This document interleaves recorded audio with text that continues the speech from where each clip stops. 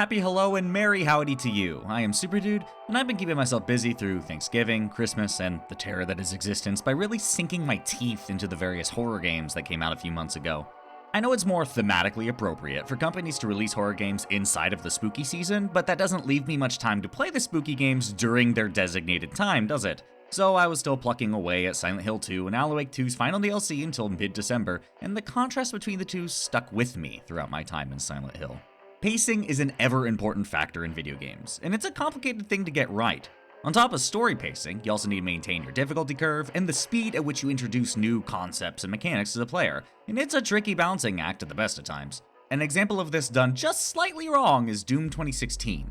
Other than introducing new guns to you, the gameplay never changes. It's gunning, running, and ripping dudes apart with your bare hands for about 12 hours, with your only break being whenever you get lost or turn the game off. And while all this is super cool, the dose makes the poison, and eventually, all of this adrenaline is gonna exhaust you. The Call of Duty campaigns are ostensibly the same thing, right? Also a campaign shooter, but we have missions of high-octane action paired with vibey stealth or alternative gameplay modes, giving your hands a break while you appreciate the story or graphical prowess of the Call of Duty series. But for Doom 2016, it's all action, all the time. It's why most playthroughs of Doom fall apart around the halfway point in my experience, and also why Doom Eternal adds a lot more mechanical complexity throughout the game. It's too much of the same one flavor. And if these are the consequences of just a slight pacing issue, imagine what it's like to get it completely wrong. It's a balancing act that you must maintain for the entire run of your game, and it's something that the players feel more than consciously notice. Horror games have all of those same issues: mechanical, story, and difficulty pacing, with an extra layer of nuance in their tension pacing. For how long do you leave players in the dark? How long does it take to see the first monster? When there is a monster, are they quick and screeching or moody, hiding in the distance, unnerving the player, more a threat to their psyche than their health bar? If there's a jump scare, do you crash the cymbals and screech the violins, or do you let the player's own scream score the moment? These are choices that lean more into the realm of game feel, but they have a major impact on the horror experience. Which is all to say that after playing Silent Hill 2's Rebuild, I've walked away with a horror experience you just don't find in AAA horror very often. And though I've never played the original, I feel confident that Silent Hill 2 Remake absolutely lives up to the tone of the original. And how it achieves that is more through its pacing and character direction than any one mechanic or moment. But what is it that Silent Hill is standing in contrast to, exactly? In current year, there are a couple of horror game series of note, but in Silent Hill's realm of survival horror, we have the ever-present Resident Evil series, Dead Space, but not really, Alan Wake 2, and Alone in the Dark, but not really.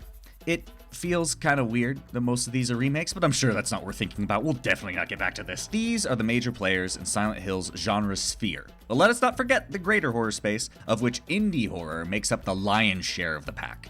Perhaps the true strength of Silent Hill is bringing some of the introspection found in indie horror nowadays back to the AAA space, being at once new and not new at all. And that is what I want to talk about today. Some of the tonal decisions made in the biggest horror games of the moment, and why Silent Hill 2 stands out. Though, maybe it shouldn't. The king of this particular genre, now and forever, is Resident Evil. And though it has morphed over and over throughout the years, one constant for the RE franchise is its tone, for better or worse. In nearly every Resident Evil, the story and tone are pointing towards the camp of low-budget B-movie horror, where the intent is to both terrify and delight through over-the-top or schlocky acting. It's part of the charm. In terms of story, Resident Evil pulls this off by being a little ridiculous at all times. Characters quipping and pulling off stunts, bad guys that are either cartoonishly evil or cartoonishly weird, monsters so covered in eyes, teeth, and pus that they surpass horror to just be a odd, shambling ball of flesh. Maybe it's just me, but there really is a point where it feels like we've gone too far. Like, there's nothing, I'm not scared of this. I'm just like, what am I seeing? Even the most intense RE games have their moments of misaligned characters or over-the-top villains, and I'm certain that corny writing is intentional. If you've seen Evil Dead, that's exactly what Resident Evil is going for, and it's worked out really well for them. But it's not just the story that leans into camp, the gameplay does as well. The Resident Evils are very formulaic in that they have a strong and scary opener with a tight few hours to follow, and then usually once you leave the first area, you start to see the cracks. The game gets less and less serious, and by the end, you're a strong dude with big guns and big quips to match. And the enemies become more numerous, but also easier to kill to accentuate your badassery. You can feel Resident Evil coming off its rails as it spins towards the end, no longer capable of maintaining any sense of tension. While that may not be the best choice from a horror angle, it does lean into camp while keeping dev costs down. Think of it this way. Most people don't finish the games they get. Imagine with me, a pile of all the games you've played once and then put down, never to return.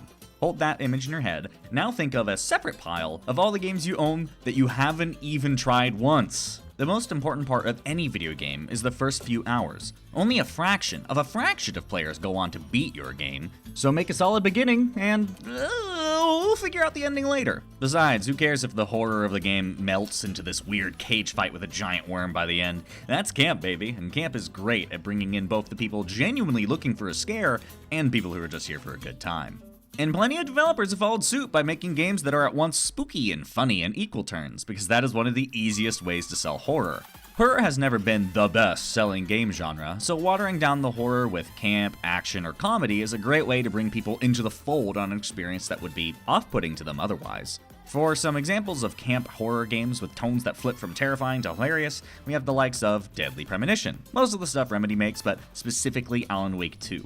Supermassive Games' projects such as Until Dawn, The Quarry, and the Dark Picture Anthology, though these games lean more into movie camp than Resident Evil's camp style. As well as any of those multiplayer horror games like Friday the 13th, Lethal Company, Content Warning, or Dead by Daylight, where the game's horror often bumps against the awkwardness of people to produce hilarious moments. Horror action comedy is a diverse and sometimes paradoxical tone to strike, but can give the player a much-needed break from the frights, and having them coming back for more just to see what crazy stuff you have lurking around the corner.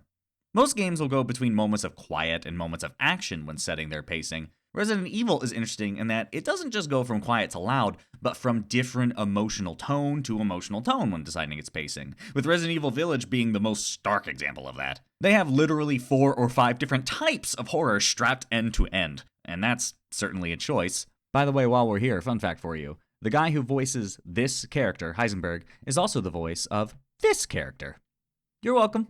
But in the most generic case, a pure horror game whose whole goal is to scare you from beginning to end, it would be a mistake to go full quiet in the low moments. Horror wants to maintain a certain level of tension in the player throughout, so you never quite feel safe. You're never really out of danger. So giving you a moment to rest may ruin the rising tension the game's been building towards. This sort of thing makes the addition of a true safe room a big deal in terms of game design, because they imply very different things about how you produce scares in this game. Which is more important to you as a designer? That a player never feels safe. There's nowhere for them to hide, just single save points on the path, like a distant light through the deep dark of the forest. Or have a genuine safe room, where the player has a true sense of security, but they also can't stay. Perhaps they dread crossing that threshold, nervous about what awaits them in the outside world, only later to be sent sprinting back, screaming in terror as some monster is licking at their heels, a perilous situation where the only way out is making it back through that door. The answer depends on the game, but I tend to prefer the no safe rooms approach for how much they rob you of any sense of comfort, which is likely influenced by my favorite horror game series ever, Dead Space. Dead Space is, or perhaps became, an action horror series at heart, but the action is never meant to take away from the scares as you advance through the game. In Dead Space 1, 2, and 1, Isaac is thrown into a nightmare scenario as the body horror space zombies tear everyone apart, and Isaac is left underpowered and alone. Isaac has, or gains, allies, and becomes more powerful as he continues through the game, but the enemies grow along with you. They become more dangerous and more numerous. In later areas, they feel nearly infinite, or actually are infinite. You're consistently on the back foot in Dead Space, and the music punctuates this by being aggressively loud and atonal. In a word, violent. Dead Space's soundtrack is in keeping with the aggression of its monsters and its setting. You are an engineer on a mining vessel in space, retrofitting the tools of the trade to maim and dismember. The sound design, especially in the new Dead Space, is exceptional. Metal sliding against metal, the pistons firing, the random shots of steam. The dystopian industrial worlds of the Ishimura and Titan stations scream at you as much as the monsters. Even before the marker's arrival, living in this place must have been a nightmare. These are the tools Dead Space uses to mess with you. The music kicking into high gear when you're in danger, and when you're not, the unnerving screeching and thrumming of the machinery. Sure, you're probably safe, the lack of music suggests as much, but are you really sure that sound isn't a lurker?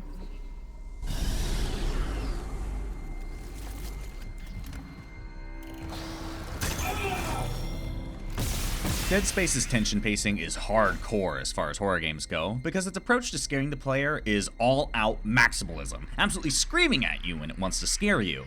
But it does know when to pick its quiet moments. Dead Space 2 in particular is fantastic at making the silence uncomfortable. The nursery, the residential area after all the residents ritualistically offed themselves, the moments of quiet ruined by Isaac's deteriorating mental state. That psychological horror angle, making it impossible to know if you're ever really going to have a moment to breathe. The monsters may be nowhere in sight, but Isaac's mind finds a way to endanger him, all on its own. I think that's a major reason why Dead Space 2 is my favorite horror game. Its tension pacing is fantastic, switching from slasher or creature feature to psych horror, all with the undertone of body horror. It leads to iconic moments that make for a diverse game, without being so diverse that it feels like multiple games strapped end to end, as I said about Village earlier. Plus, Dead Space 2 does a wonderful job undermining your sense of safety throughout the game by setting up expectations and then ruining them. Early in the game, elevators are almost exclusively used as cutscene delivery vehicles. While you're loading into the next area, you're getting a cutscene, leading the player to assume that elevators are safe.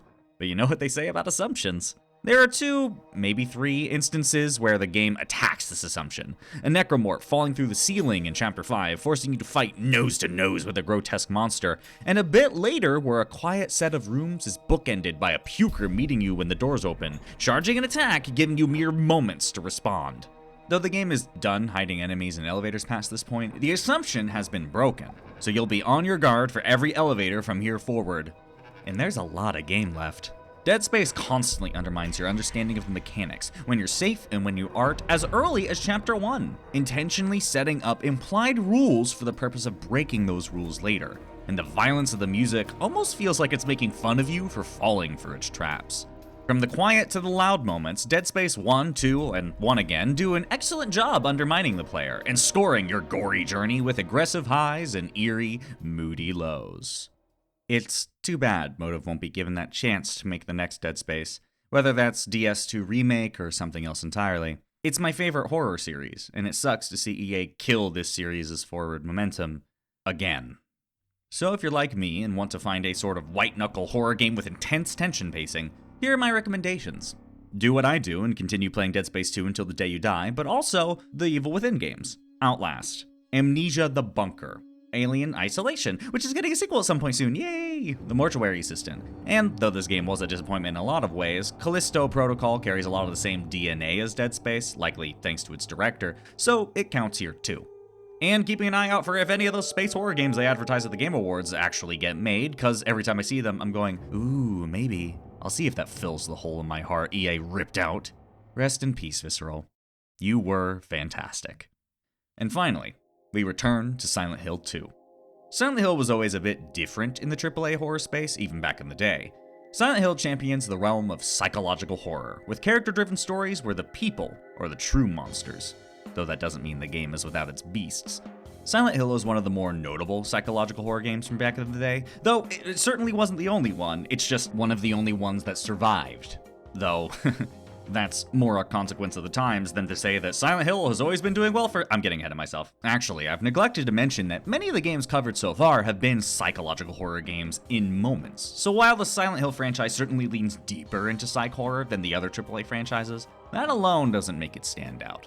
It is the combination of Silent Hill's strong return to cultural significance with a remake of its most beloved entry, and yes, its distinct tone and tension pacing. Resident Evil 8, Dead Space 2 and 1's remake, Alan Wake 2, all dabble into the mental condition of their heroes and heroines, but Silent Hill is softer than those games. Introspective, slow, puzzling. Its pacing is nothing like anything else in the AAA space right now, and that makes it fresh, despite retreading old ground. Rather than punctuating a monster's presence with music, James holds a radio that emits static whenever a monster is nearby, providing a diegetic method to warn the player of a monstrous presence. If you're in a room with beasts, if you get jump scared, even if you're fighting them, most of these moments are underscored by just the sounds of a struggle and your ever-droning radio. No music to distract from your attacks. This quiet sound design is further accentuated by the relative silence of your enemies. They don't scream. They whimper and cry and moan, which, compared to James' grunts and shouts as he defends himself, has narrative significance that I won't comment on in case you don't know the story, but it's driving a point home, let's say. And speaking of that narrative, the way characters move and talk in these cutscenes is pretty off-putting. You can tell that everyone, sans Laura, is damaged in some way, each person holding their cards close to their chest in a desperate attempt to hide from the others what's wrong with them, what pulled them into Silent Hill. This manifests as these long, drawn-out pauses as James and the others size each other up, trying to figure out what to say without revealing too much, except for Maria, who is a chatty Cathy most of the time, though I think that's more so a coping mechanism than an indicator of stellar mental health. I think the actors all do an exceptional job with these characters, but Luke Roberts' performance as James Sunderland, as well as the myriad other designers and artists who have made these scenes possible, are fantastic for how well it communicates the depths of James's thought process with little to no dialogue. A quintessential display of show, don't tell. The way he really chews on his words, his body language when annoyed, how he won't accept alcohol from Maria, but sits there for endless seconds, stewing on it. The James we see in game is carefully manicured, and he never gives in to temptation or anger, but just barely. The cutscenes are quiet, slow, and off-putting, and the gameplay is similarly quiet and off-putting. But when it does choose to go loud, it's almost always in the other world, where industrial machinery grinds and spits, and the music punctuates boss encounters. But just as often, music appears to score the mental state of our protagonists. As I said up front, Silent Hill is a very character-driven game, and the music complements this focus. Music is used to accentuate the horror of the monster, sure, but it's also used to underscore a change in James. His anger, his lust, his confusion, and more represented when music appears in the scene. This is the tenor the game holds throughout. The world is silent. Hill, the enemies are uncomfortably quiet themselves. It's a game meant to unnerve you, get under your skin, make you scare yourself as much as the monsters. After 5 too many instances of these leggies jumping out of the corner to scare you, you'll be checking corners for the rest of the game, which is exactly what they want. The choking darkness, the buzzing of your radio warning you of danger somewhere. Hopefully you find it before it finds you. The game is perfectly comfortable forcing you to stare right into the face of the unknowable, the monstrous, and forcing you to hold that gaze because looking away invites even further danger. Silent Hill is excellent psychological horror because it effectively gets inside your head. At least it did for me. By the time I made it to the prison, there was no sense of comfort left for me. I would make frequent stops at the red squares, the only minor sense of safety I had. Because this game has no safe rooms, I take it back. Please give me a safe room, please. Checking my map and then make my anxious trek to the next place, constantly afraid of what could be lurking on the ceilings behind every bar, or how the game would trick me into freaking myself out. To be honest with you, I already was freaking out. Like the Dead Space remake before it, Silent Hill 2 Remake captures the energy of the original and modernizes it wonderfully, producing excellent acting, sound design, gameplay, and tension pacing that starts by grabbing your neck, and then over the course of 15 hours, slowly, imperceptibly, squeezing. It's great, especially with the AAA space being so vacant of games like this. If you're looking for other psychological horror games with a moody approach to its horror, you can look into games like Signalis, Mouthwashing, Layers of Fear, anything Frictional Games has ever made, but I'd recommend Soma. Hellblade 1, The Mortuary's Assistant, Visage, Detention, Crow County, Who's Lila, Moody, and on and on and on. Perhaps you've noticed something interesting about this list of games just now. Nearly everything I mentioned, with few exceptions, are indie games. Indie has really championed the introspective, slow build of tension that once made Silent Hill notable, and there are a couple of reasons for that. For one, indie inherently lacks the same wealth of resources that a publisher or a larger development house might have, so their games are more suggestive of the horror than outright showing it, only showing the monster in parts or hiding it entirely, letting the player's imagination do the talking. Indie horror is naturally inclined to try these scare tactics, which causes it to closely align with Silent Hill almost by accident. But it isn't an accident. History shaped the future, and there are 2 games I'd like to highlight for their contribution to the greater world of indie horror. The first being the Amnesia series, of course. The early games in the Amnesia series tend to follow characters fresh from waking up with no memory of how they got there, and sometimes who they even are, as they explore their environment and discover who they were and how to escape from this nightmare with their lives.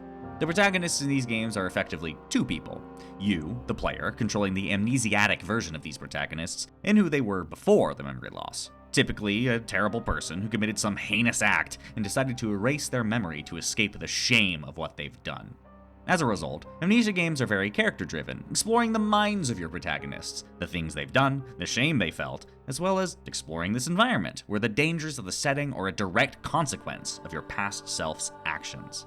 Amnesia: The Dark Descent was wildly influential, and its character-driven, powerless protagonist style of gameplay went on to inspire many others. But perhaps more important to this conversation is PT. PT is one of the scariest video games ever made, stuffed into such a small package, and its focus on the hyper-specifics of a father character slaying his family, and of course Lisa, make PT very stylistically similar to Silent Hill's previous offerings.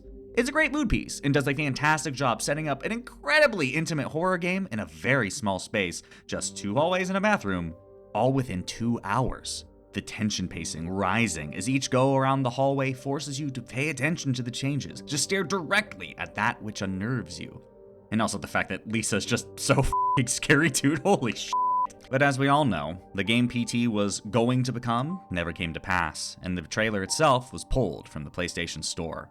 Thanks to the Streisand effect, PT became the stuff of legend, as this short, evocative horror game became impossible to play so soon after it appeared. But Konami couldn't bury PT completely. Though the game was gone, it immediately inspired countless other horror games to evoke its style of horror, some of which I've already mentioned.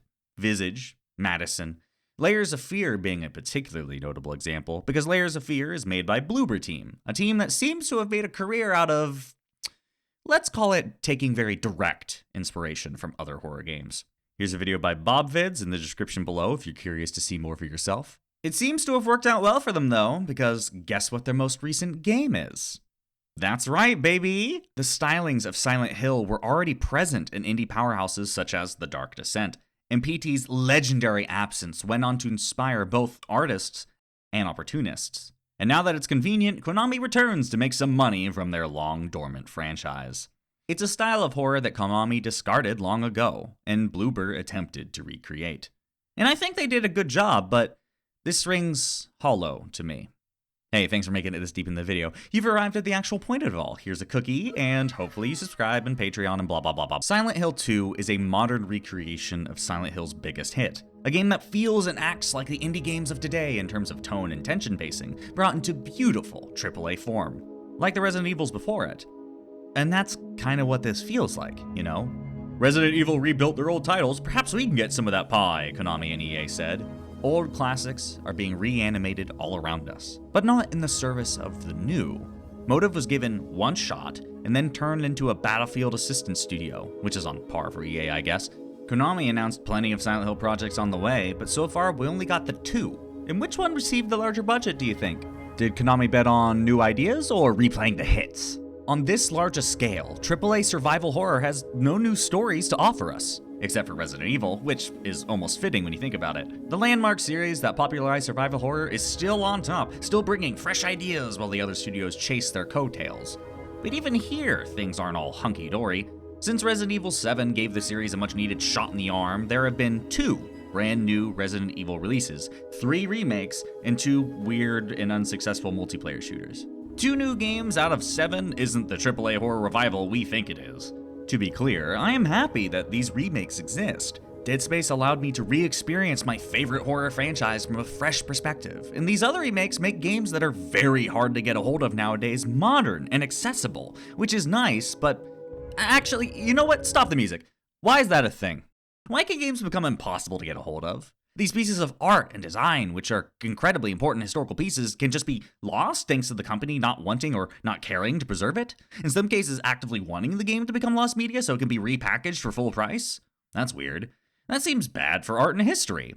I don't think that should be possible. If they're no longer selling a game, should it be illegal for archivists to preserve it? If buying isn't ownership, is piracy theft? To get back on topic, I know my stance is confusing. If I loved Silent Hill 2, why am I speaking so negatively about it? It's because all this effort, this character art, the crunchy, unnerving combat, it's all in service to updating something that we've seen before. And I'm just so curious what this same level of effort and money could do in the Silent Hill franchise while making something new. Imagine that Silent Hill game. That's what I'm personally hoping Forte ends up being. And I hope to someday experience, truly, the survival horror revival, but this ain't it. It's a lot of smoke without the fire of a fresh hit. An industry can't sustain itself on cannibalizing the past, though the way things have been going, I don't know if any business is thinking long-term enough to realize that. All this to say, AAA survival horror isn't actually booming. As I said, it was in a video I made 2 years ago now. I was too optimistic in my read back then.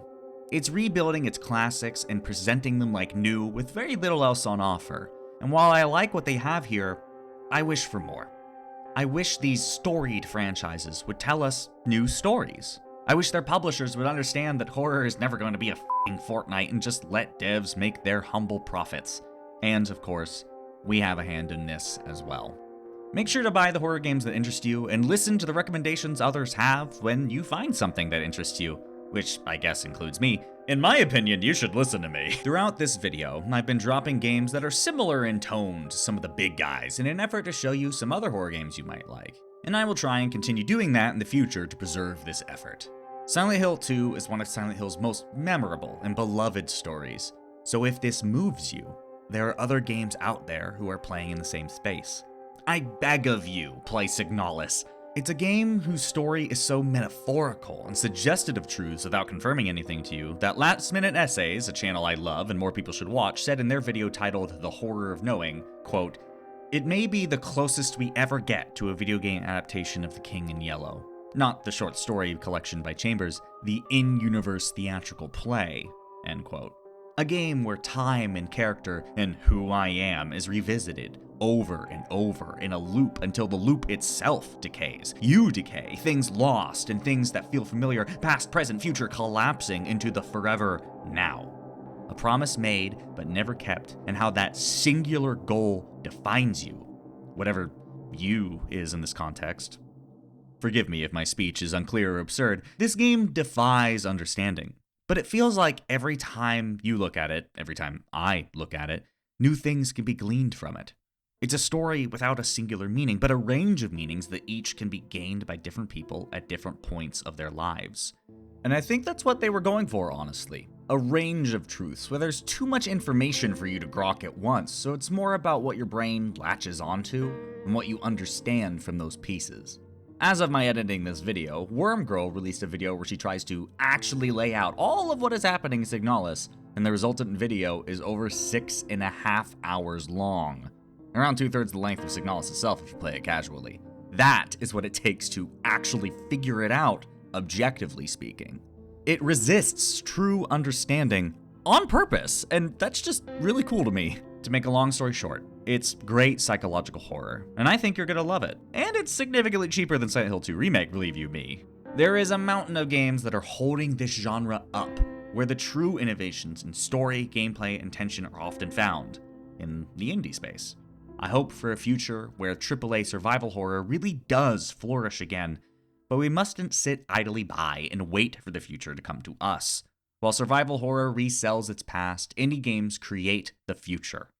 So, buy SIGNALIS, buy Mouthwashing, and countless other games that play in this space, and no matter what, support the new. I am Super Dude. Thank you for watching. Hey, thanks for making it to the end, and also thank you for patiently waiting while I got this out. The holidays were so busy for me, you have no idea. Perhaps you noticed that this video has no ads in it, and that is all thanks to the lovely folks over at Patreon who help keep me financially stable so I don't have to busy videos with ad reads. If you would like to become a patron yourself, I would love that, as it helps me get the tools and equipment I need to continue supporting this business, like getting an XLR mic that I can really shout into. That's what I'm building towards currently, so if you'd like to help with that, I would be endlessly thankful. Outside of that, I hope this video proved interesting and also helped you guys find more horror games hiding in the weeds, though I know I was in no way comprehensive.